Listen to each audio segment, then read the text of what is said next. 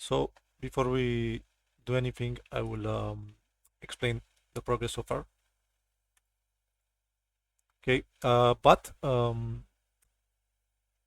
understand this, you have to know the game that we're trying to remake. It's called Rush Royale on Android. It's a tower defense multiplayer, and basically the one that survives the longest wins. But we'll do it single player, and so the idea is you have different types of towers, and when you combine them, the level increases. But when you combine them, the result will be a random tower, not the same tower. So that's the idea. So we created a script for the enemies. So if I play this scene, so the movement for the enemies, we have one enemy in the scene to demonstrate.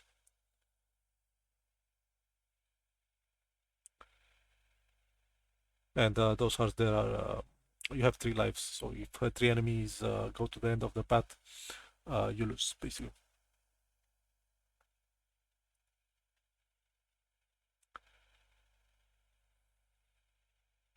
For some reason it takes a lot to start. I don't know why. Okay, so you see we created the movement for the enemies, and these uh, these enemies have 2 animations, walk and idle.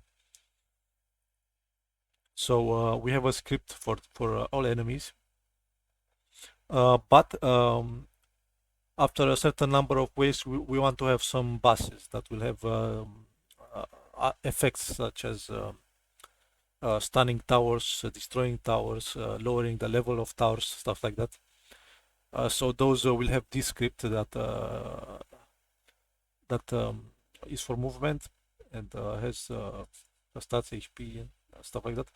And then a separate script for the behavior. Same for the towers. We'll have a script for the properties that they have in common, and then another one for specific behavior. Okay. So how did we make this? How did we create the level? We have 2 tile maps here. So one for the green grass and one for the yellow grass, and then the enemies and tower above those. So now that we created an enemy, we'll try to create a tower. So Llama, yep. you're not share screen. Sorry. Can you repeat? You're not sharing your screen. Oh, sorry, man. I my bad. Oh, sorry. All Okay, right. I thought you were Okay, participating. sorry. I forgot about that. Okay, so now you see it. Yep. All right. So then I'll go. I'll just play it again so you can see. Um. So yeah, we have 2 tile maps. One for the green grass, and above that tile map with the yellow grass, and that's it. And we have a game manager, which is also a collider here at the end, so that we can detect enemies that reach the end of the path. Okay, so let's look a little bit at the scripts and then we can start the tower. We have the fit collider on enemies, and this fit collider collides with some colliders that change direction. So you can see these 2 here. So we change direction here, basically. And then we have another collider on the enemy that will receive damage that is much bigger. And let's see. Yes, the game manager here. We have that collider on the game manager at the end of the path. And if he collides, the enemy collides with it, we decrease the number of hearts. But also here we want to destroy that enemy game object. So here we'll say destroy uh, collision triggers of game object like this. So we destroy that enemy. And we'll also add some effects here later. And now we'll create a tower. Uh, I, uh, I I don't know how to optimize, not optimize. How do you say it? How to balance the towers. We'll do that at the end. So for towers, we need a sprite first, so, and above these layers. So layer 2 above everything. And let's see what sprites we have here for the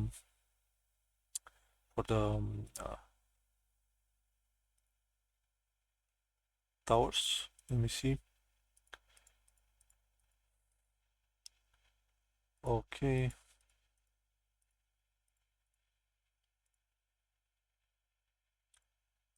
Let's say Pixel Adventure Pirate. This one. Yes, we'll use.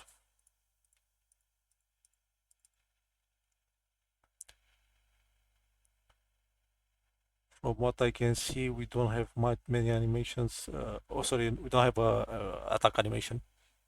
So we'll just use the idle, this one. So I'll make one that throws bombs on the path, and when enemy collide with that, they do area damage. So let's see, we'll use bomb thrower, bomb thrower. First of all, since this is pixel art, we want to take all these sprites and change it first of all to single, because these are single sprites. And then here in filter mode we go to point. This filter mode basically, if it's bilinear or trilinear, combines pixels to make the image look smoother, but in pixel art that makes the image blurry, so we don't want to use that. Okay, and on this we place one of these sprites so we can see it, and resize it a little bit. Let's see, maybe 1.5, something like this. Okay, and now what else do we need? We need animator. So let's create animator controller for this. Animations, controller, pump thrower. Place it on the animator component, and now we can create an animation. We only have an idle animation, unfortunately, at the moment. So bump thrower idle. Okay, and now we have to drag those sprites in here, and then change the speed of the animation to the recommended one, which is 20. And let's see, yeah, we have an animation now.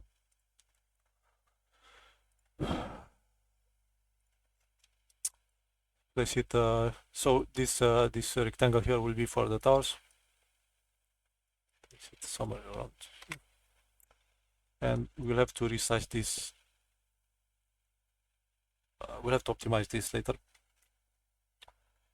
And now we have to create some scripts. One script will hold the information that is common between towers. So for that we'll create a mono behavior, call it tower.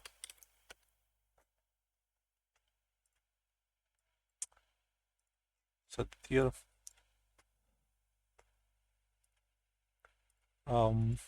Takes a while. First it has to create it. And maybe we want, I don't know if we need a collider for this, maybe for the buses effect. I think we don't need it. We'll just we will just save all the towers in the game manager, have them in a list to access them. So let's add this here, the tower script. And now let's think of some properties. So we want call this effect speed. I call it effect because some towers may not attack, may have different effects. So we'll just call it effect speed. public float effect power. We want a level, so public. We want two things here. We want.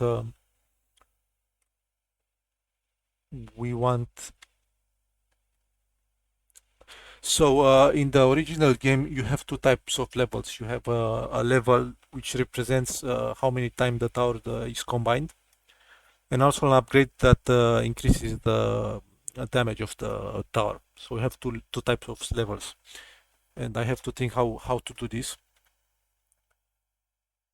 Um, okay, I think we'll just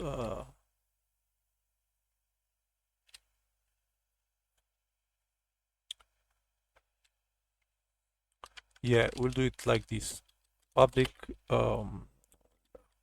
combined level. Sorry, this must be an int.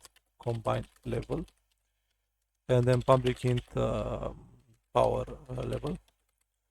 And also we want to have an idea of or an ID here, so you know which tower this is. Uh, Tower, let's put tower index. Okay, that's all we need here. So that these values will, these properties will be for all towers, and now we have to create a behavior for this tower specifically. And I believe we also have a bump animation for this, which is nice. But the problem is we also need an explosion animation for the bomb. So bomb forward. Now we have to wait for this to be created. But I think it will be better if you have question to use the voice chat, so I don't have to switch between these windows. That would be Yeah, sure. okay. Thank you. So we have this here, the tower. Now let's add the bomb throwers script, and the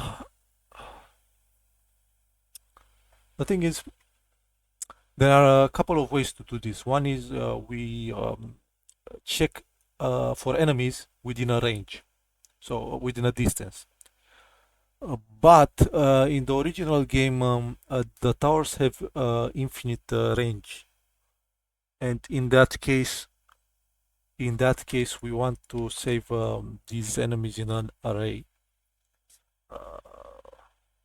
Or actually, sorry, that's stupid. We just sorry, we just create a we use the overlap circle, so we create a it's like a raycast basically. So it's a collider that exists for one frame in the shape of a circle. So we just make it really big to cover everything, and we then look for the first enemy. Uh, so the closest enemy to the end of the path, but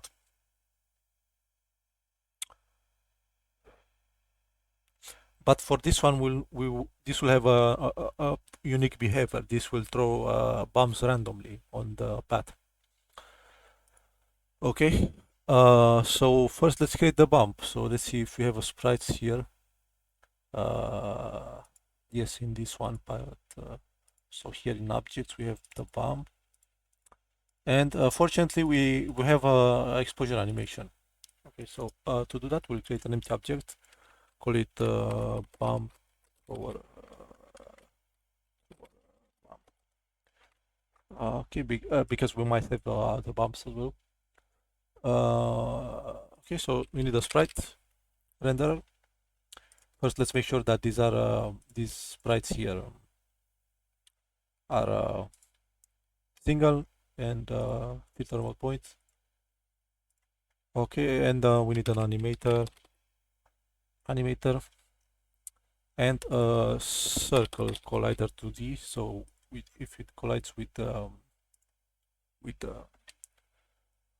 enemies, it will damage them. Okay, and let's create an animator control for this bomb. Bomb. It's here now. Okay, and uh, yes, we need one animation, just one. Okay. Oh, I have to create first. But let's put it in the animation folder. So bomb, thrower, bomb. Drag this here, lower the frames per second. And we cannot see it because it is in a wrong layer. We want this to be above, actually above everything. So on 3 here.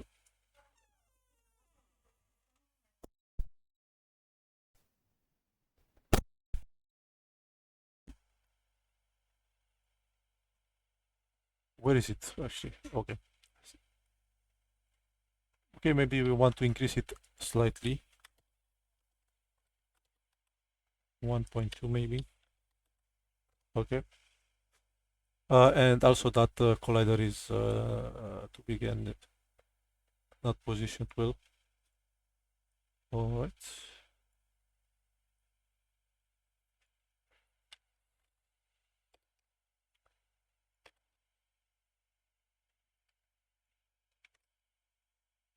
Okay.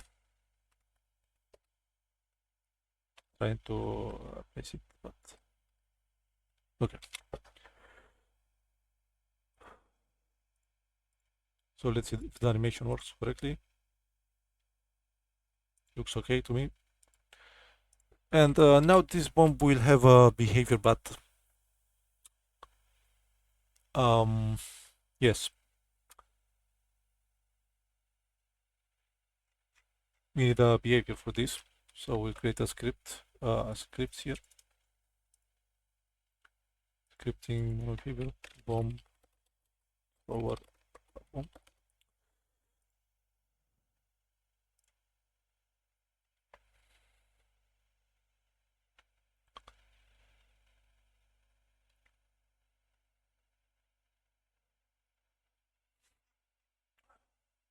Okay, so let's make sure that this is triggered the collider, so no physics for this.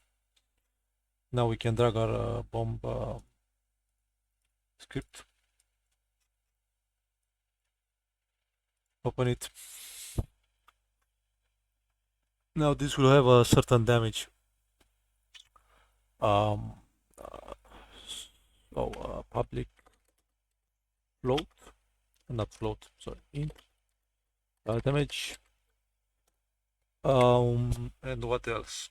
Yes, on when colliding with enemies. So on trigger enter to D.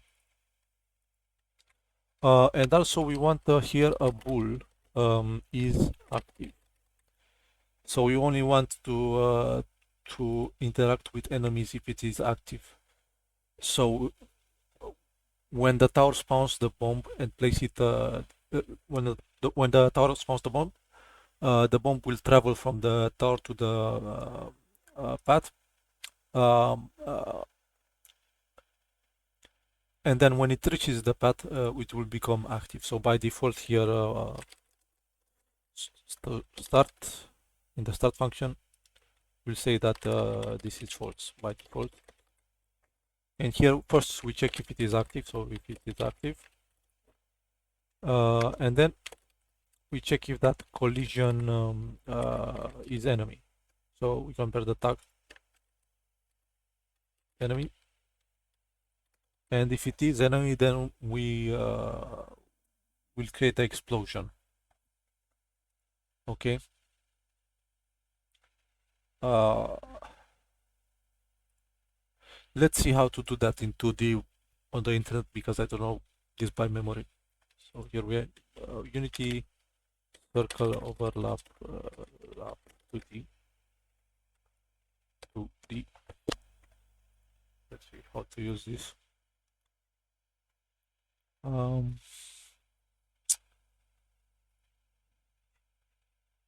don't know why they don't have a script. Yes, this one. So we want overlap all. So every object within that within that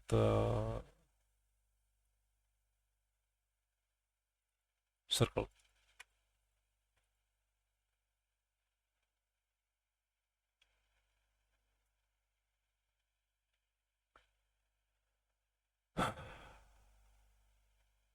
But yes, okay. I don't think that's complicated. We just need yes to have an array of colliders first. Yeah. But not in this script in the explosion. So here we want to spawn the explosion and destroy this bomb. And to do that, first we need to create the explosion. Okay, so we create another empty object here, the sprite renderer and an animator. Let's see, we have here the sprites, like this one here. But before that, we must make sure that these are the same size. The explosion is the same as the bomb, and we cannot see it because it is in the wrong layer. Yes, we need to make this smaller.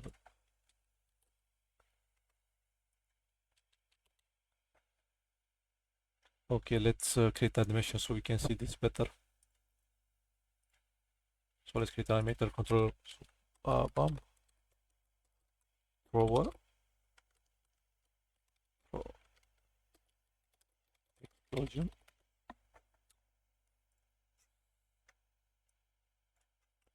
So bomb.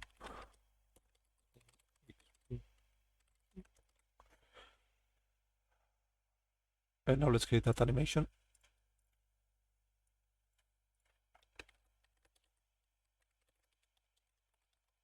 This game will take a while to finish, and also I will not share this project file because I want to use it as for my portfolio. So unfortunately, I won't be able to share this, but hopefully this is educational. So this is the explosion. Looks quite good to me. Looks good to me. Now we just need to make sure that this animation does not loop. So here, bomb explosion, we want to uncheck this so it only happens once. Okay, so this will happen by default. And now here we want to make a script that will check for enemies in a certain range.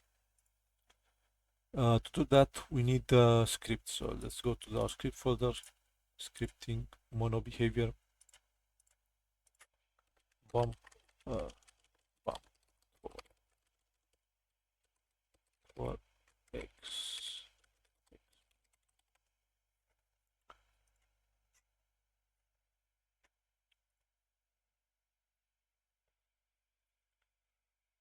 And I guess we'll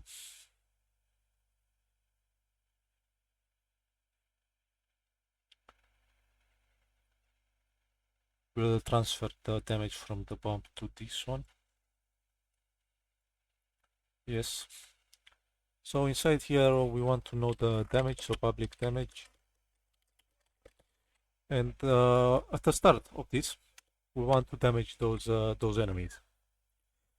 But let's go to our enemy script first. Here we do not have a method for dealing damage to the enemy, so we'll create that. And it needs to be public so we can access it from any source of damage. So we'll call this get void get hit, and we want to know the damage. So damage. And inside we first check if HP, so the currency is pre-managed damage, is bigger than 0. And if it is, so if we decrease damage from the HP and the HP is bigger than 0, that means that the enemy leaves. So we just decrease the damage from the HP like this. and we'll add animations and stuff later here. And also, if the HP is 0 or less, then it means the enemy dies, so we just destroy game object.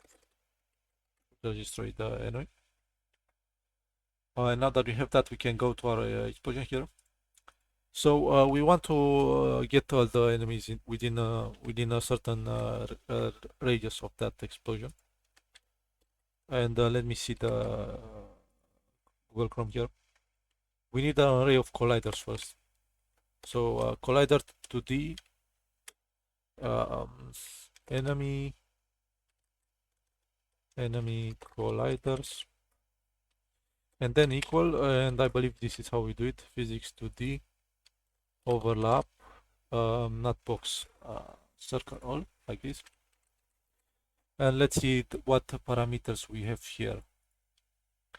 We want to use math infinity, so infinite range. So let's see for the point. So the point where this circle, where this overlap circle starts. So starts from the transform of this explosion. So here transform position. Then the radius. Let's see. I don't know what that this is here. I'm not sure what this is here. But before that, we want to make sure that we target only the enemies. Yes, the enemy. So to do that, we need a layer mask. Okay. So we'll create that here. Public layer mask. So what a layer mask is basically, you can select which physics layers to detect with this circle overlap. We'll call this enemy layer mask. So here we'll use that much, but first the radius. We'll just put a big number here, I guess. Like, I don't know, 100. F. And then we use the enemy layer mask, so we need only target the enemies. And unfortunately, I do not know what these two here are. We'll just delete them, I guess. Oh wait, I forgot about the layer mask here, like this. Okay, so this will create a circle, will detect all enemies within that circle, and now we have them in this collider. And now we have to decide. Sorry, this radius must not be big. So we create a explosion. Let's call it, yes, explosion radius. You don't want this. Sorry, my bad. This needs to be very small. And now that we have these enemies, we want to go through each one and deal the damage to them. So to do that, we go for from 0 to this length, the length of the array.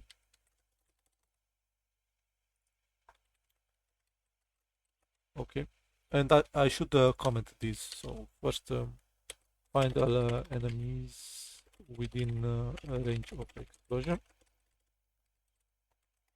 and then we deal damage to those enemies. Okay, but to do that we need the enemy scripts. So here we'll say so that array, that index, we get the component. So the enemy component, and then we use that function get hit from the enemy script, and that we need to specify the damage. And actually that's everything. So first thing that we need to make sure that the layer mask is only enemy. Okay, so here in the explosion, we want this mask to be enemy, so we target only enemies. And here in our bomb, when this explodes, so after a certain time it explodes, Um, so yes, here when it collides with the enemy, we want first thing to create that explosion. So instantiate, but first we need a reference to that. So here we say public game object bomb explosion, and let's save that in a prefab prefab folder. We'll call this effects. Effects. Let's save that explosion as a prefab, and we'll also save actually just this one. So now we can place this on the bump here. But for some reason I cannot see it here. Yes, we do have an error here. Yes, here we have to complete this line of code. So bomb explosion at transform position, and then quaternion identity means basically 0 on all axes of rotation, the rotation. And after we spawn this, we destroy our game object, our bomb.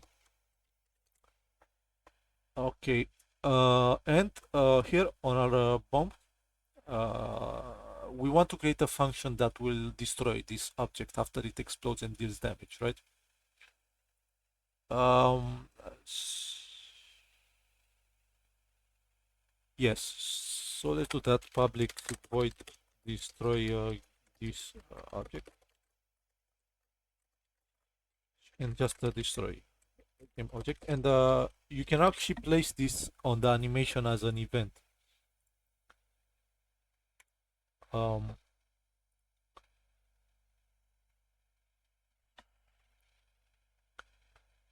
yes, so now we can select the bomb explosion.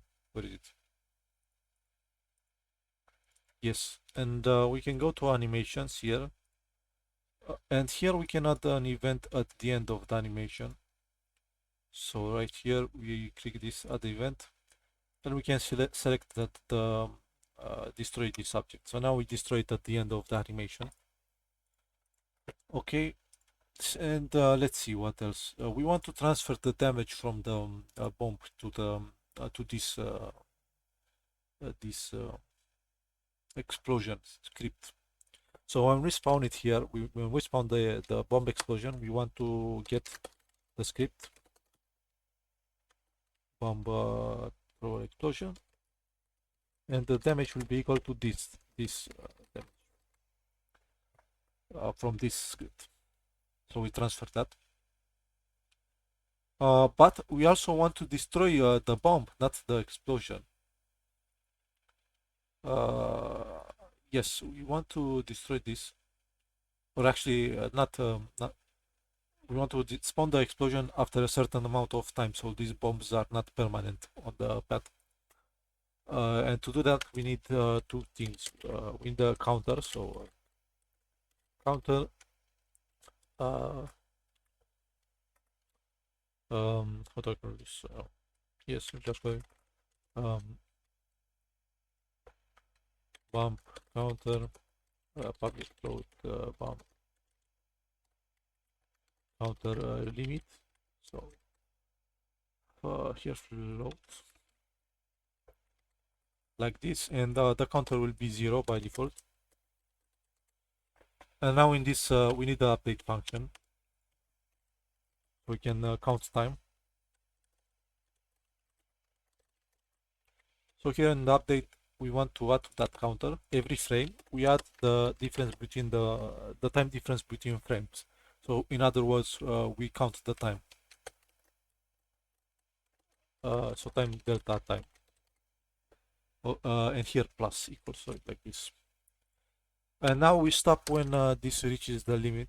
So if the bump counter is bigger than the bump counter limit, then to avoid bugs, maybe we should. Actually, never mind. We just copy this from here. So you want to spawn the explosion and destroy this object. Okay, and now that we have this, Um, I don't know if you need anything else here. Guess we can start working on the tower. We have some errors that I don't know what they mean.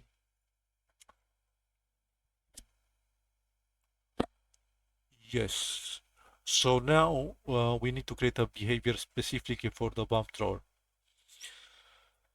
And I'll use this. But why is this pivot here?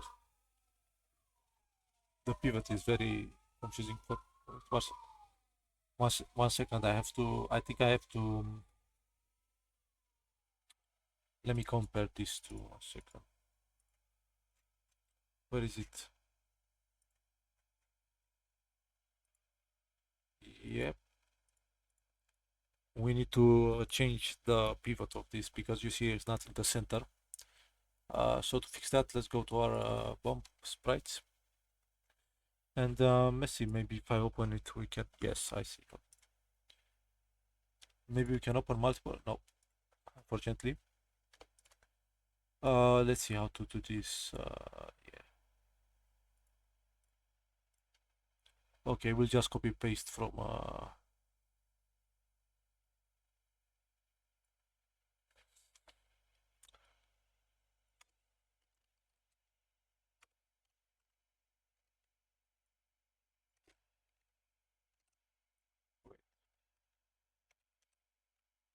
Okay, I'm not sure.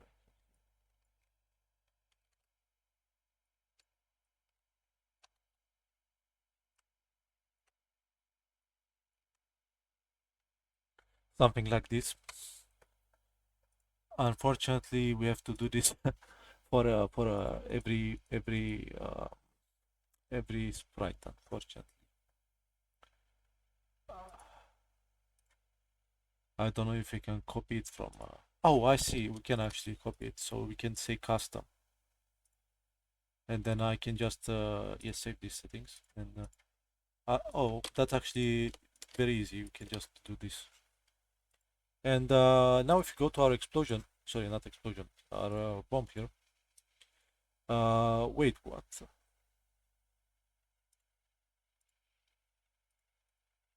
Why is this not centered now? That's very odd. Because yes, that's actually very odd behavior. Let me see here. Sprite sort point by okay, sort is not that's not important. So let's see. Why is this not in the center now? I'm not sure actually. I have no idea why this is.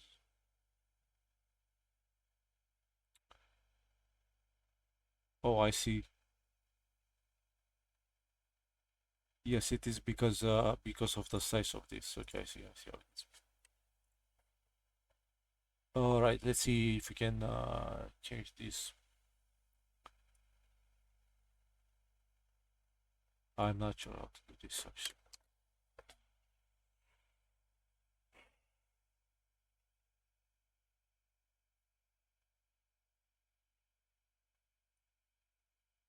Something like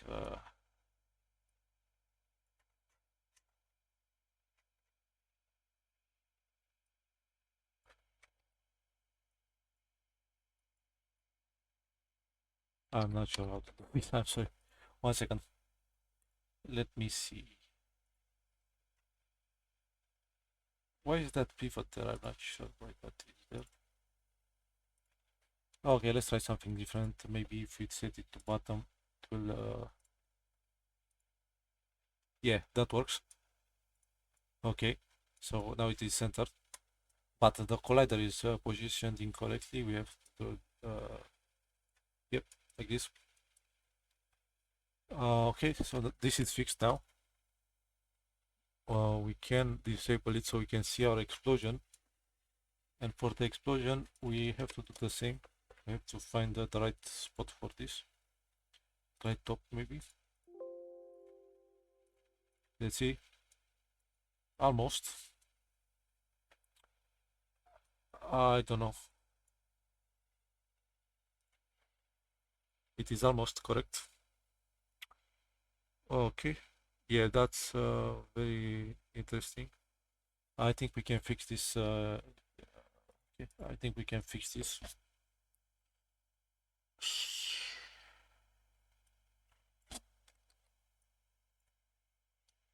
Maybe if we do this, yes, like this, something like this. We do it here, yeah. And now if I say that, okay, let's leave it like that and put it in the center. Because we want the pivot to be in the center, so that we know the exact position of the spawn, at the spawn.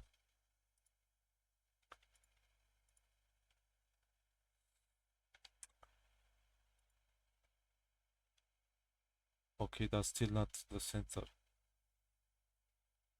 Okay, no problem. We'll just do the same for each one.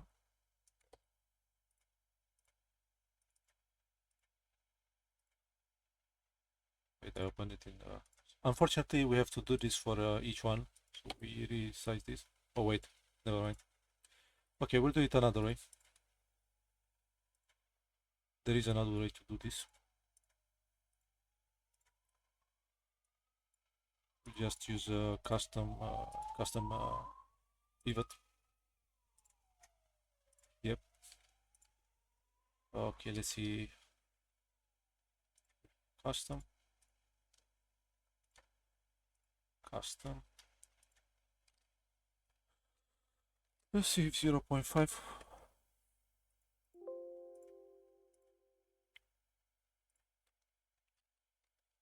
I increase it.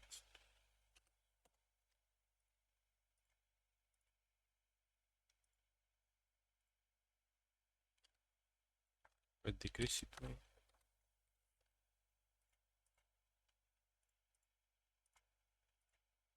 Okay, that actually does not solve anything. Alright. We'll just use top, I guess. Okay. Unfortunately, I will solve this later so that we don't waste much time. It doesn't actually doesn't matter that much. Now that I think about it. Let's see. We want to save this bomb in the prefab, but activate it like this. All right, we can delete those from our scene. And now let's think of how to uh, spawn these. And I think the way we will do this is we will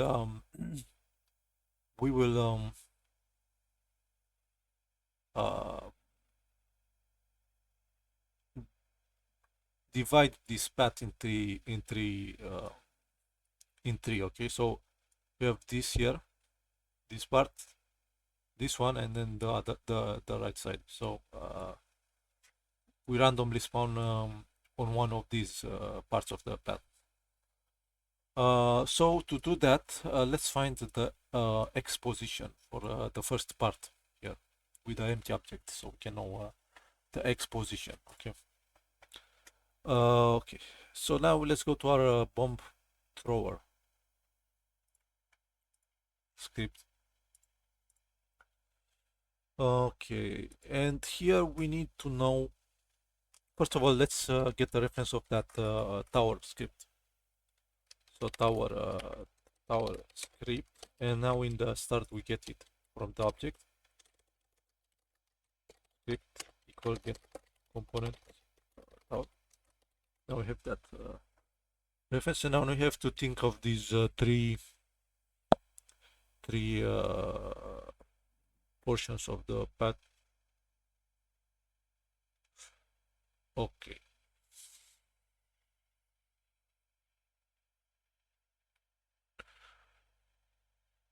So we'll have okay. I think I know how to do this.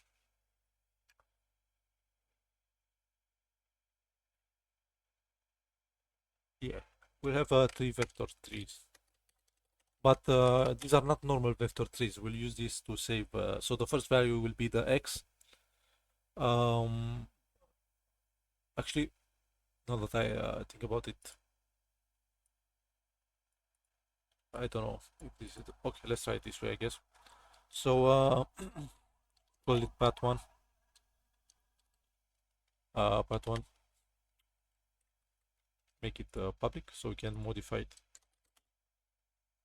So we divided the path in three, like this. All right. And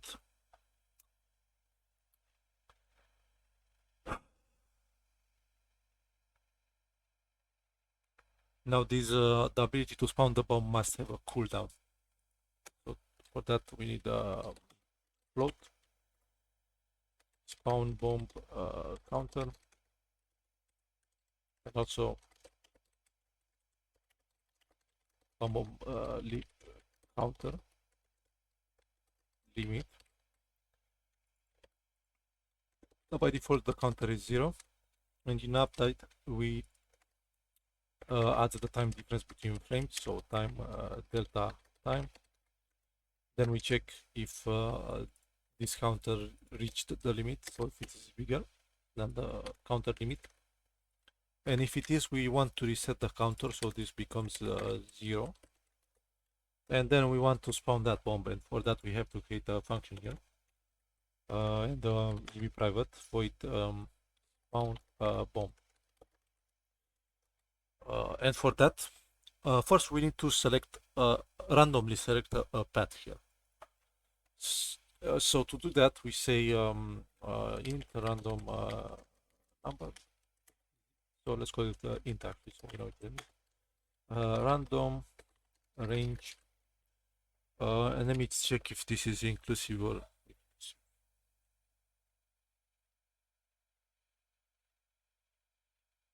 Why doesn't it show me?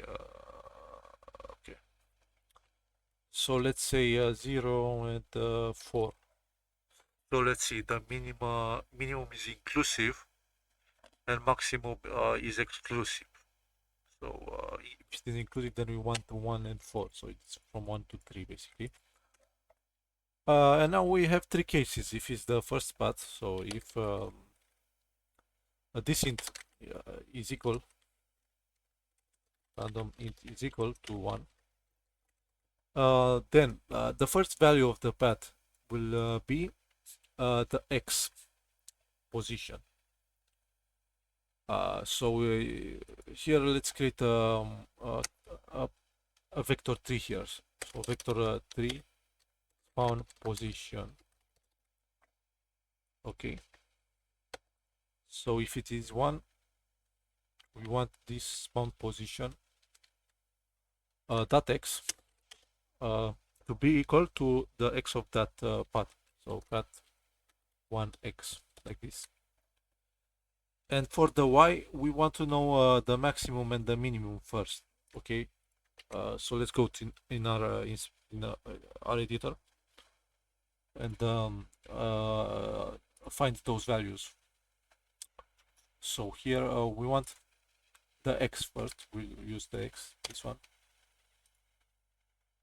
So in our path we put x here, and the y and the z will be the minimum y and the minimum maximum y of this part of the path. So let's see which one, actually we'll start slightly above this maybe. Right, or actually never mind, just okay. So this one here will be the minimum, and then let's find the maximum y value for this here. Okay. All right. And now we can create a random value.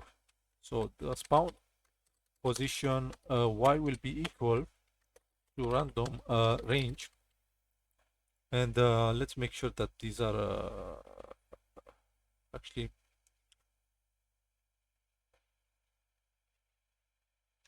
yeah these are floats, so it's okay. So I will just say path1. So the minimum first, so y, and then path1 z, which is the maximum. So now we have a random position for the first path, and unfortunately now we have to do it for the other as well. So here else if actually just why don't I just use an if? Okay, and this one will be a little bit different. Okay, because the y will be a fixed value and the x will vary in this case. So to do that, let's see what is the y value first. What is for that part of the path? Okay. So let's see. It is this one. So here on the y we have this value all the time. Or actually, why don't I just place it here in the? So the y x will be the y here in this case. So path to x here.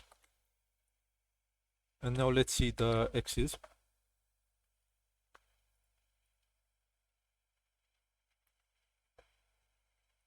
Let's see those minimum maximum x's.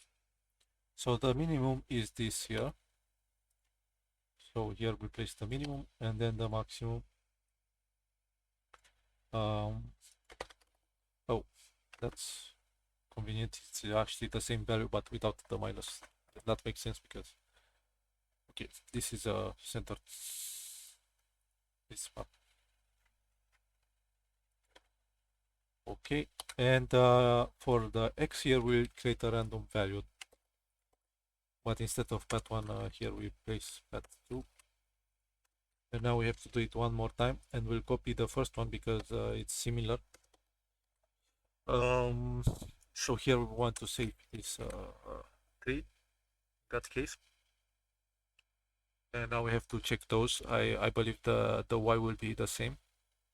Yes, the y will be the same.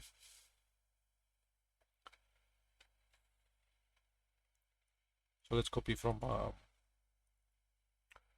the path1 here, and for the z, sorry, the x will be the same. Oh wait, actually I'm stupid, but will be the same but without the minus, and then the y will be the same. Okay. And let's that limit, that bump counter limit, will be equal with the attack speed. So rather the effect speed. Yes, here effect speed. So this will be effect speed of the tower. Skip. So this will be the cooldown for the bomb. So we calculated the position. Now we have to spawn it. Okay. So just instantiate. And we forgot one thing. This spawn position z should be 0. Okay. So we found the bomb, which we do not have here. We have to create a variable for that. So bomb prefab. So we spawn the bomb prefab at the position with no rotation. There. Okay, and please let me know how much time you have for this.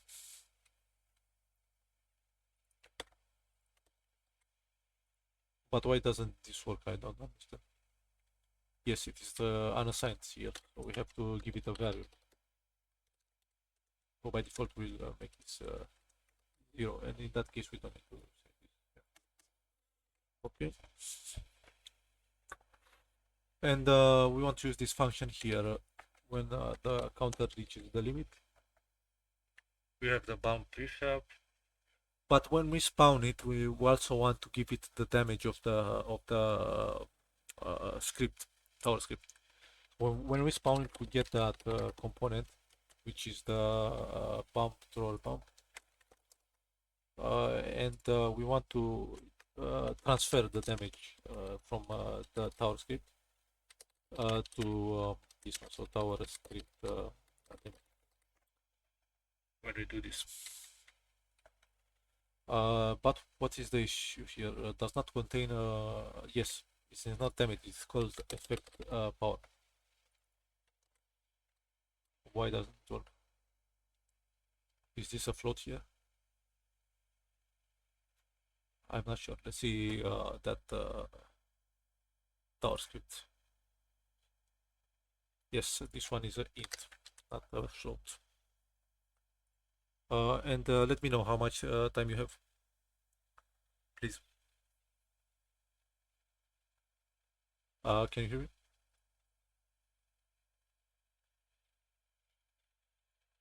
Let me see that chat, maybe. Yeah, fine. Yeah, do you have time? Like 30 minutes? Um, 30 minutes. Sure. All right. Okay. Then we'll just take 30 minutes more to finish this and we'll stop. Okay. So let's recap. We create a number between 1 and 3 so that we select randomly one of the paths, and then we calculate the position. We create the position randomly, and then we spawn it. But here I made a mistake. This must be path 3 here. Okay. Okay, let's see. Everything seems to be okay. Uh, yes. Now we just have to change a couple values here. So here for the thrower here, we want to have the bump prefab. Then we want to give it some speed. So let's say every 2 seconds we spawn it. And let's disable that enemy and see if this works first. But let's see a couple of things. Yes, for this bump, we do not have the explosion. We have to add it here. And now we have to decide how much this exists. And I think about maybe 10 seconds or something like that. But here we have a problem. See, because because we spawn it, but I don't want to spawn it exactly there. I want to transfer it from the tower to the path.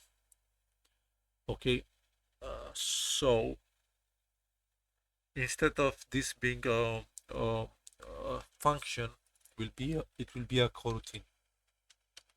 Enumerate. Spawn home. Why doesn't it work? Yes, we have to. We have to add that system collections. And wait. Okay. Now the problem is we do not wait any frames here, and that will change quickly. So we spawned the bomb here first. Uh, but uh, we want to save that script. So bomb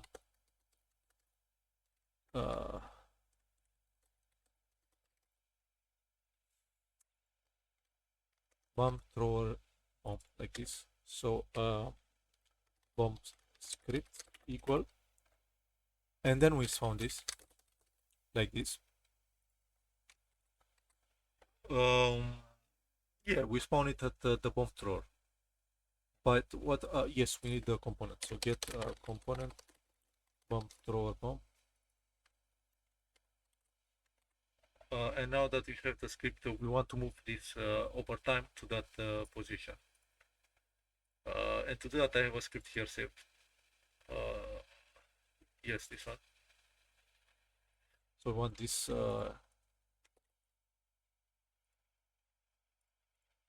Okay. But we want to also to give it the damage first. Bomb script that uh, damage equal to tower that not tower script that effect power. Okay, so we spawn the bomb, we get the script from the bomb, we give it the damage, and then we want to move it to that position. So to do that, let's create here a float um, move duration, and then we place it here. And now we want to so that position of the bomb, and let's get put it in our transform. So transform bomb transform equal bomb get that transform. And now the position of this, so the bomb transform position is equal to vector trailer, and the starting position will be the position of the tower. So in other words, yes, transform position, and then the end position will be that position that we created randomly. So the spawn position. Um, but yes, so but when we spawn it, we don't use the spawn position. We use the transform position. So the position of the tower. So it spawns at the tower and then moves to the path. But here we have a problem. Yes, this duration. Let's say I don't know, 1.5 something like that. Okay, and since this is not perfect because this so at the end we want to say that the position is equal to that spawn position because this will not place it perfectly. Okay, so now here we move it. So if you don't know what this is, this vector trailer, basically you have a starting point and an ending point. So the start position and then the position where you want to move the object, and this t at the end is a value from 0 to 1. 0 meaning the starting position and 1 meaning the end position. So with this function you select a point between those two starting and ending point basically. Okay, so now we instead here of spawn bomb we have to say start coroutine spawn bomb instead. It's a coroutine now, and I guess now it's time to test it. Hopefully it will work.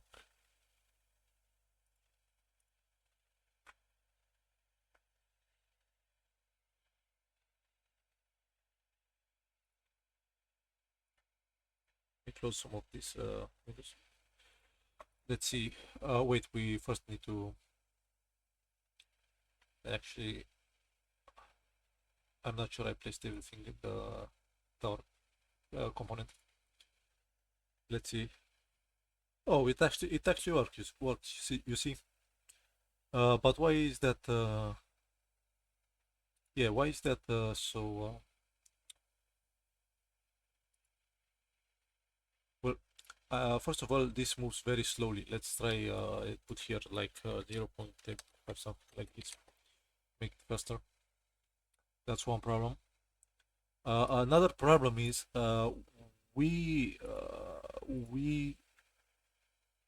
the problem is we don't activate that bomb because you see in the bomb script we say it's false by default, so it will not interact with enemies. So when the bomb reaches the path, we want to change that. So here at the end we say bomb script is active is true. So now it will interact with the enemies only when it reaches the spawn position. But we have a problem because that is not the correct position. Uh, you can see that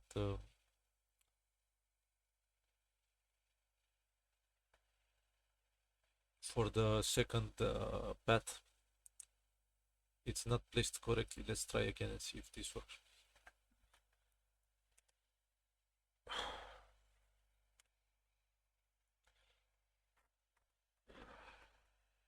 Okay, let's see. See, that is not placed correctly at all. So let's see why that is. We need to check the Y. So the Y is 1.48, and on the bomb thrower, it is 148 as well, but uh, yeah, 148. Let's see if I move it a little bit. Yeah, okay. So now we can actually copy paste it here. See if that fixes it.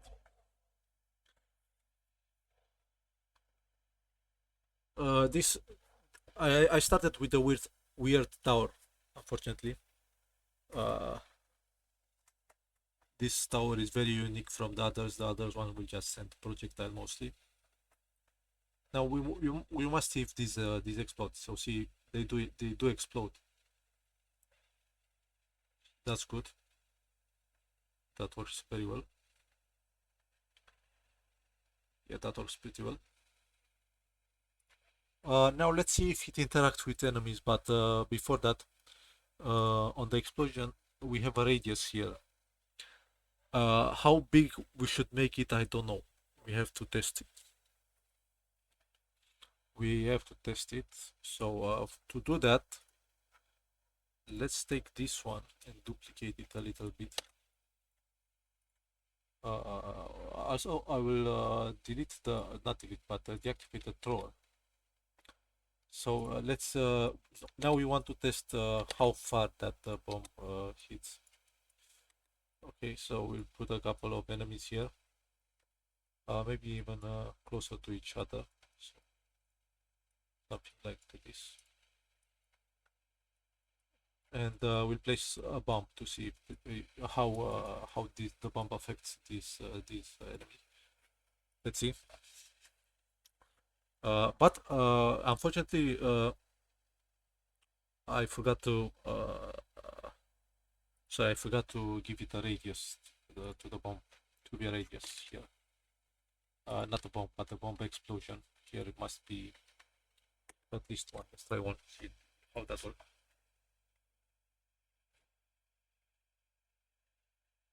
Because we cannot see that circle overlap, unfortunately. There is I don't know how to do that.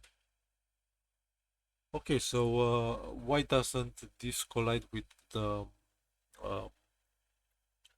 uh, enemies? Why doesn't it collide? Okay, let's see first where this debug comes from.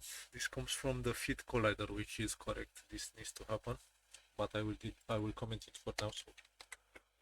And also we have a problem here with the bomb. Yes, here the bomb. So we have one trigger enter. It is active, but it does not collide with those. And the reason is we need to enable that interaction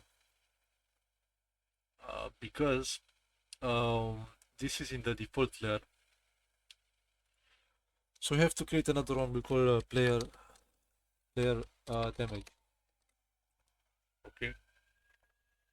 Because the thing is, I deactivated all interactions here. You see, I only have one interaction. So now we created the player damage, and we want to enable the physics between player damage and enemy. Okay, I don't know what that is. 1 second, let me see. We have the player damage here. Okay, so this one, player damage and enemy. So now we should have an interaction if we place that layer here on the bomb and we make it player damage. Now we should have an interaction.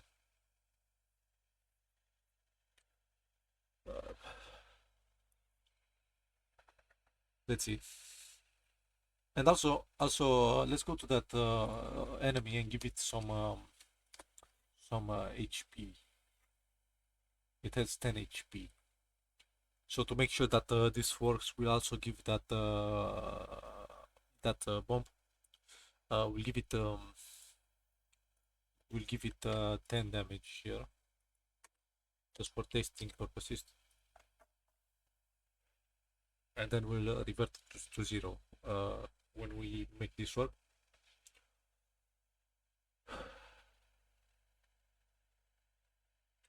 Okay, so no interaction still. Let's see that prefab. We do have a collider. So why doesn't this work? Let's see. We are in the same layer, but unfortunately we are not in the same z-axis. If I see this correctly. Yes, this is not the correct. So let's reset that. Uh, yeah, let's 0 for the position first of all for every axis. I don't know why that is different than 0. Okay, and let's try again.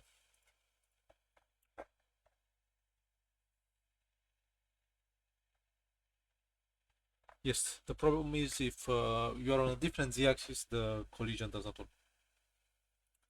Okay, let's see. It still does not work. So first, let's check that bomb.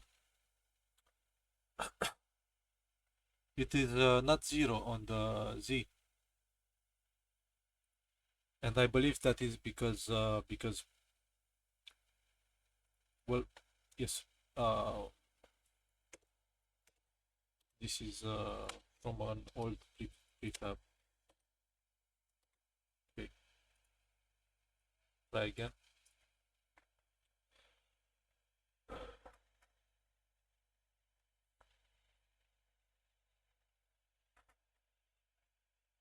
And let's see. It still does not interact. That's very odd behavior. Okay. So let's look at the script and make sure everything is. First of all, let's make sure that yes, I know what the issue is. We need to activate this bomb. And my mistake. We don't have to give it a damage here. We can set it this to 0. Take this one, unpack it so it's not a prefab, and then we can change this to that 10 damage so it's the same as the enemy HP, and we have to activate it because if it's not activated, it will not interact. So now it should work.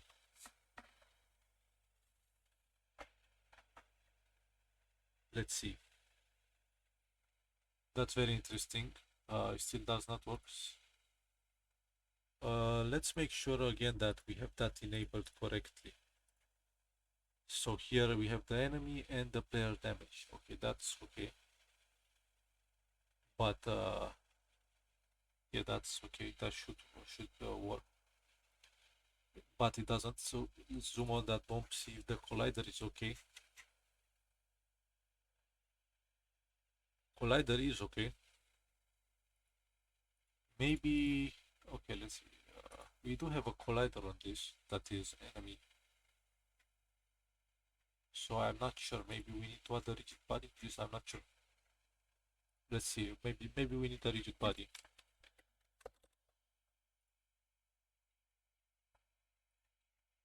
See if that works. Rigid body.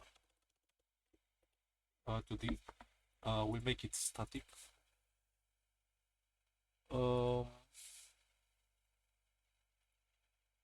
actually, we can make it dynamic because these are do not interact with each other.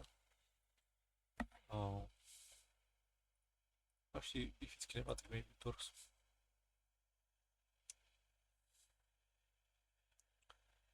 Because there are some conditions for interacting for the interaction of object. I'm not sure why this is not working. Maybe dynamic. Freeze everything. Dynamic.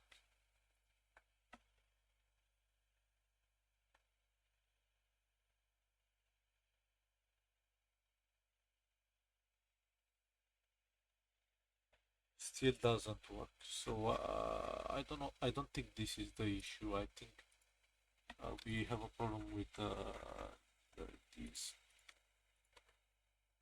These are enemy tag, and here we check for the enemy tag. So I'm not sure what the issue is. Okay, it's active. Yes, we spawn the bomb at this position. Get the script damage, transfer the damage value, and then destroy this bomb. Not sure what the issue is. It is trigger enter 2D. Okay, that is correct. Okay, let's try something different. Debug log collision. Let's see if it collides with it, with anything. Let's see if this function happens at all.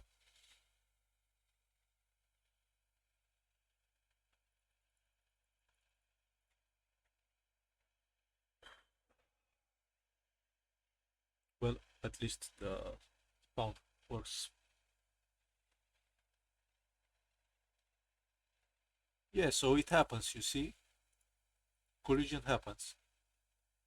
And let's make sure it is 6 times, so it happens for every enemy. So then the problem must be from here. The problem must be from the script. Okay, I see what the issue is. Okay, I see. Yeah, I see what the issue is. Okay. Yep, I see what the issue is. The issue is when we spawn this in the start function, we make it false. So regardless of what I put in here, it will be false. So instead, let's make it true in the script and check if it works.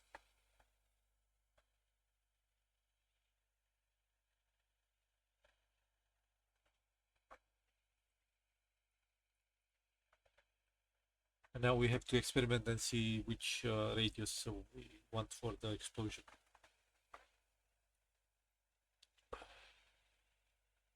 See, now it works, and it only hits 2 enemies. Let's look at that again.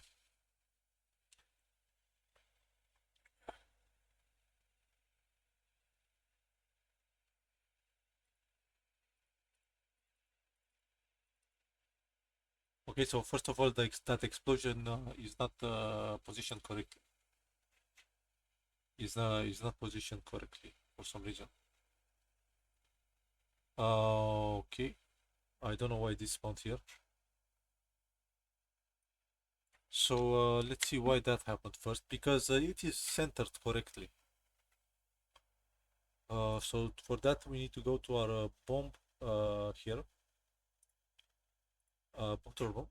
So when we spawn it, where do we spawn it exactly? Transform position. I don't see why this is an issue. Let me see that bomb prefab. Yep, that is there is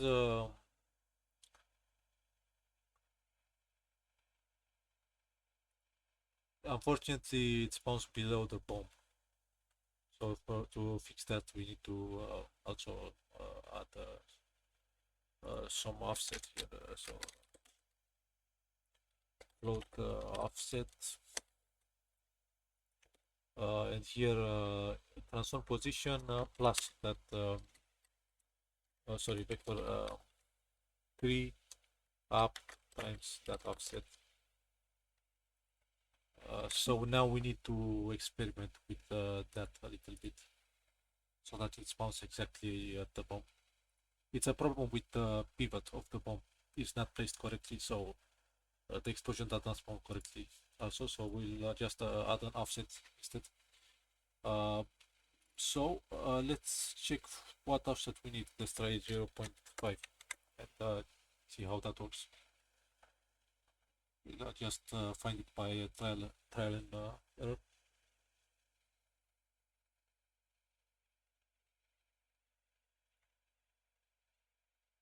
I believe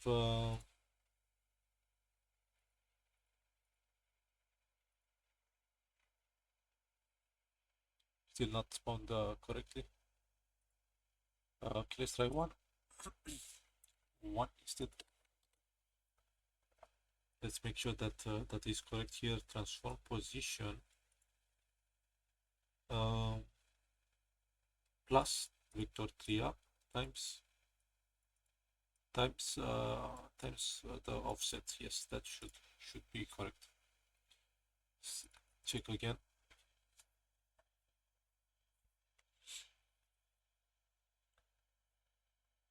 And once we have that, yeah, now it's okay. So we need to put one here in the offset, and that's it. Now we can actually use the bomb thrower and see it in action. And maybe that radius will increase it a little bit. Let's see if this works. It worked, but you see it has no damage. Because here in the tower we have to specify some damage. Let's say 10. So now the monsters will die on only one bomb. And before we finish, I'll take 5 minutes to maybe improve the map so it looks better. We'll add some decorations. Let me actually take one bomb. Wait. Yes, let me take one bomb and we'll fix the radius of this, and then we'll add some decoration, and we'll finish this lesson. I think the radius could be a little bit bigger. But why doesn't it work now? Yes, of course, because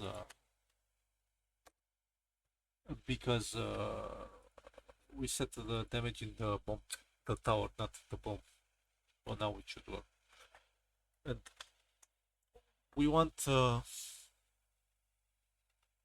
be the explosion to be like 2-3 times bigger than the. Yeah, let's the radius here instead of where is the radius? So the explosion, sorry, not the bomb itself. We put 1.5. 1. Wait, why is this an why is this an int? It should be, yeah, this should be a float. Yes, float. Okay, so now this tower is functional. So 1.5 radius. There's the bomb. We have the thrower, and now one thing we need to do is go to the bomb, and here we set it to false. So the bomb will only interact with enemies once it reaches the path. Before that, it will not interact. Okay, and now let's add some decoration and finish this. And yes, so for the decoration, we want to create to duplicate one grid here, one tile map. Sorry, not grid. Okay, and we call this ground 3. And now we need another tile palette. So let's go to tiles here and create a new one for the decorations. So to do that, we need 2D tile palette, rectangular. We'll call this decoration. And now we can open it. Sorry, not like this. 2D tile palette. Yes, and now we need to add some images here. I believe I have a folder for decorations. Yes. Let's see, flowers maybe without outline. Yes, these are nice. Let's set it to single sprite pixel art, and now we can drag this here. We'll put them in. Let's see, sprites, resources, tiles here in tiles.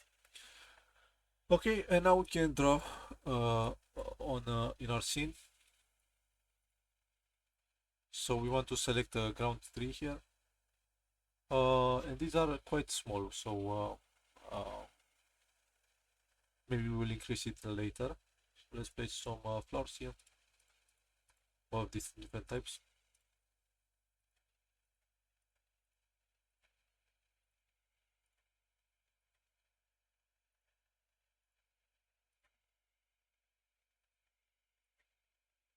All right, and we'll do something here. We'll take tile map and move it slightly. Oh, sorry, wait, what? Oh, yes, I see it. Well, we have an issue here because when we duplicated this, we duplicated the path as well.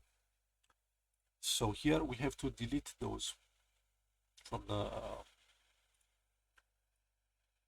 from the decoration tile map like this, and now we can drag it a little bit like this, and now we can duplicate this, drag it like this maybe. Oh wait, no, never mind. Yeah, let's increase the size of this a little bit. Does this help? I'm not sure. Maybe 50. If I say 50, will it make better? Yeah. Okay. Maybe not like this. Maybe a little bit smaller. And let's see if you have some trees, and then we can finish. I should have some trees here somewhere. Bush trees. We have trees. Wood garden grid.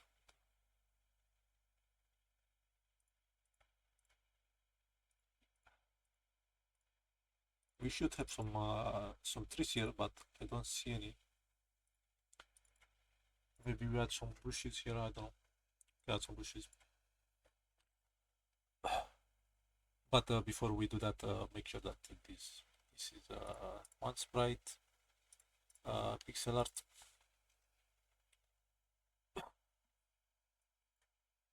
And make sure this is above everything.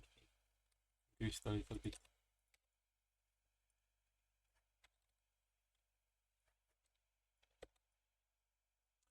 This actually does not look very well. So instead, I guess we can just take this and increase the size a little bit, and that's it. Wait, not like this. 50. So when you lower the pixel per unit, you increase the size. Okay, so now we have some decorations, and we'll continue this next time. Thank you very much for being here, and we'll discuss next weekend. Probably we'll also do some tutorials. So thank you very much for being here.